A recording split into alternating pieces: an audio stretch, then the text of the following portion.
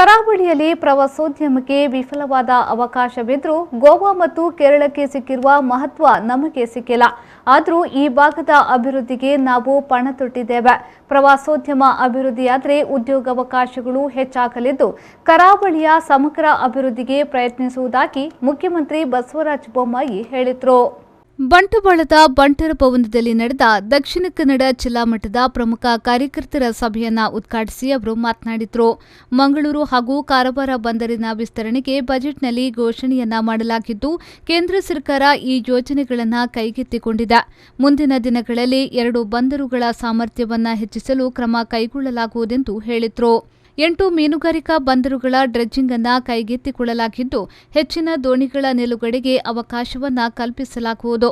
ಸಾಮಾನ್ಯ ಮೀನುಗಾರಿಕೆ ಕೂಡ ಆಳ ಮೀನುಗಾರಿಕೆಗೆ ಅನುಕೂಲವಾಗುವ ನಿಟ್ಟಿನಲ್ಲಿ ಪ್ರಾಯೋಗಿಕವಾಗಿ 100 ಸ್ಪೀಡ್ ಬೋಟ್ಗಳನ್ನು ಸಬ್ಸಿಡಿ ದರದಲ್ಲಿ ನೀಡಿ ಮೀನುಗಾರಿಕೆಗೆ ಪ್ರೋತ್ಸಾಹ ನೀಡಲಾಗುವುದೆಂದು ಸಿಎಂ ಹೇಳಿದರು. ಇಂತಹ ಒಂದು ಸಂದರ್ಭದಲ್ಲಿ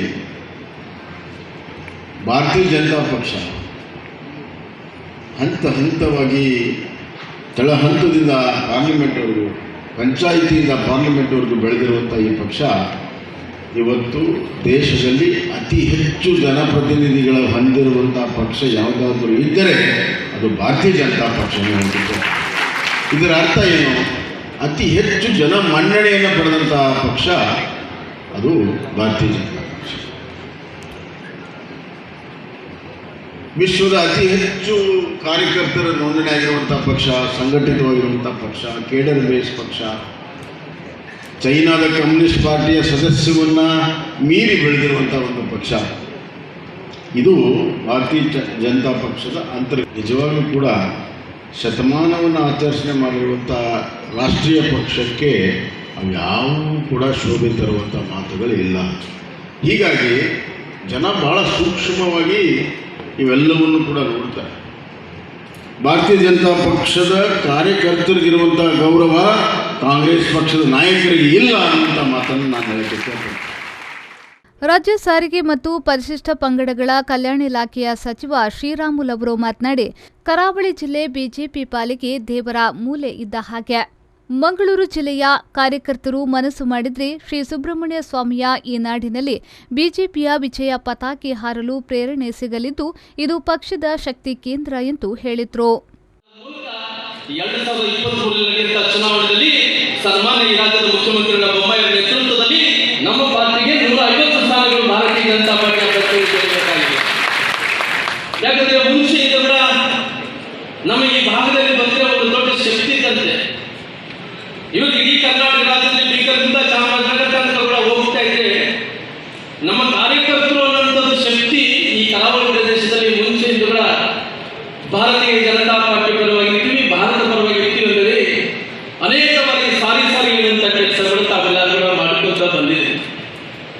ಈ ಪ್ರಾಂತದಿಂದ ಪ್ರಾರಂಭವಾದಂಥ ಯಾವುದೇ ವಿದ್ಯೆ ಆಗಿರ್ಬೋದು ಗೆಲುವು ಖಚಿತ ಅನ್ನಂಥ ಮಾತನ್ನು ಕೂಡ ನಾನು ಉಲ್ಲೇಖನ ಮಾಡಬೇಕಾಗುತ್ತೆ. ಯಾಕಂದ್ರೆ ಸುಬ್ರಹ್ಮಣ್ಯ ನಾಡಿನಲ್ಲಿ ಅವತ್ತಿನ ಸಂದರ್ಭದಲ್ಲಿ ತರ್ಕಾಸುರನ ಸಂಹಾರ ಮಾಡಿದಂಥ ಈ ಪವಿತ್ರವಾದಂಥ ಭೂಮಿ. ದಕ್ಷಿಣ ಕನ್ನಡ ಜಿಲ್ಲಾ ಉಸ್ತುವಾರಿ ಸಚಿವರಾದ ವಿ ಸುನಿಲ್ ಕುಮಾರ್ ಮಾತನಾಡಿ, ಕಾರ್ಯಕರ್ತರು ಬೂತ್ ಚಟುವಟಿಕೆಗಳನ್ನು ಕ್ರಿಯಾಶೀಲವಾಗಿಸಬೇಕೆನ್ನುವ ನಿಟ್ಟಿನಲ್ಲಿ ರಾಜ್ಯ ವ್ಯಾಪ್ತಿಯಲ್ಲಿ 3 ತಂಡಗಳಲ್ಲಿ ಪ್ರವಾಸವನ್ನ ನಡೆಸಲಾಗುತ್ತಿದೆ. ಕರಾವಳಿ ಜಿಲ್ಲೆಯಲ್ಲಿ ಬಿಜೆಪಿ ಶಾಸಕರು ಗೆದ್ದ ಬಳಿಕ ಜಿಲ್ಲೆಯಲ್ಲಿ ದೊಡ್ಡ ಮಟ್ಟಿನ ಅಭಿವೃದ್ಧಿ ಆಗಿದೆ ಎಂದು ಹೇಳಿದರು. ಕಾರ್ಯಕರ್ತರ ಚಟುವಟಿಕೆಗಳನ್ನ, ಬೂತ್ ಚಟುವಟಿಕೆಗಳನ್ನ ಇನ್ನಷ್ಟು ಸಕ್ರಿಯಗೊಳಿಸ್ತಾ ಮುಂದಿನ ಚುನಾವಣೆಯಲ್ಲಿ ಮತ್ತೊಮ್ಮೆ ನಾವು ಅಧಿಕಾರಕ್ಕೆ ಬರಬೇಕಾದಂತ ಎಲ್ಲ ಸಿದ್ಧತೆಗಳನ್ನ ಇಡೀ ರಾಜ್ಯದಲ್ಲಿ ಮಾಡಬೇಕು ಅನ್ನುವಂತ ಹಿನ್ನೆಲೆಯಿಂದ ರಾಜ್ಯದ 3 ತಂಡಗಳು ಇಡೀ ರಾಜ್ಯಾದ್ಯಂತ ಪ್ರವಾಸವನ್ನ ಮಾಡ್ತಾ ಇದೆ. ಕಳೆದ ಕೆಲವು ತಿಂಗಳುಗಳಿಂದ ಮಾನ್ಯ ಮುಖ್ಯಮಂತ್ರಿಗಳ ನೇತೃತ್ವದಲ್ಲಿ ಸರ್ಕಾರದಿಂದ ಆಗಿರುವಂತಹ ಒಳ್ಳೆಯ ಕಾರ್ಯಗಳು ನಮಗೆಲ್ಲರಿಗೂ ಕೂಡ ಗೊತ್ತಿದೆ.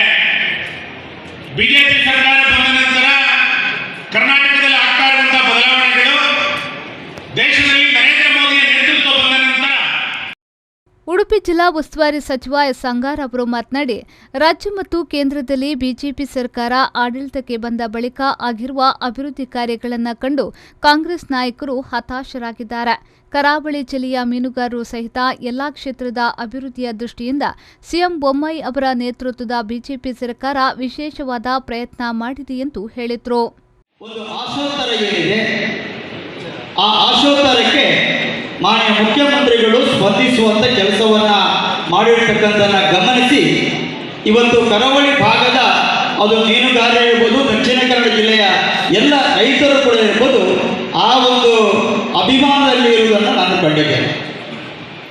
ಇವತ್ತು ಕರಾವಳಿಯ ಭಾಗದಲ್ಲಿ ಇವತ್ತು ಮಾನ್ಯ ಬಸವರಾಜ ಬೊಮ್ಮಾಯಿ ಅವರು ಇರ್ಬೋದು, ಯಡಿಯೂರಪ್ಪರು ಮುಖ್ಯಮಂತ್ರಿ ಆಗಿರುವ ಸಂದರ್ಭದಲ್ಲಿ ಇರ್ಬೋದು, ಇವತ್ತು ಮೀನುಗಾರರ ಒಂದು ಹಿತದೃಷ್ಟಿಯಿಂದ ಮತ್ತು ಕರಾವಳಿ ಭಾಗದ ಅಭಿವೃದ್ಧಿಯ ಒಂದು ಹಿತದೃಷ್ಟಿಯಿಂದ ವಿಶೇಷವಾಗಿರತಕ್ಕಂಥ ಒಂದು ಪ್ರಯತ್ನವನ್ನು ಸಭೆಯ ಅಧ್ಯಕ್ಷತೆಯನ್ನ ದಕ್ಷಿಣ ಕನ್ನಡ ಜಿಲ್ಲಾ ಬಿಜೆಪಿ ಅಧ್ಯಕ್ಷ ಸುದರ್ಶನ್ ಅವರು ವಹಿಸಿದ್ರು.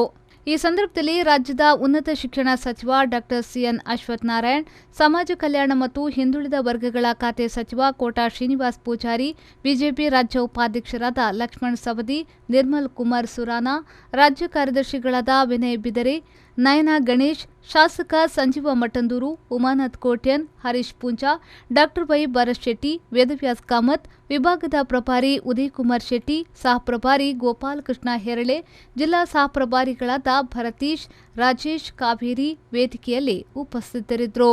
ಬಂಟ್ವಾಳ ಶಾಸಕ ರಾಜೇಶ್ ನಾಯ್ಕ ಉಳಿಪಾಡಿಗುತ್ತು ಸ್ವಾಗತಿಸಿದ್ರು. ಬಿಜೆಪಿ ಬಂಟ್ವಾಳ ಮಂಡಲದ ಅಧ್ಯಕ್ಷ ದೇವಪ್ಪ ಪೂಜಾರಿ ವಂದಿಸಿದ್ರು. ಸಂದೀಪ್ ಸಾಲ್ಯನ್, ವಿ4 ನ್ಯೂಸ್, ಬಂಟ್ವಾಳ.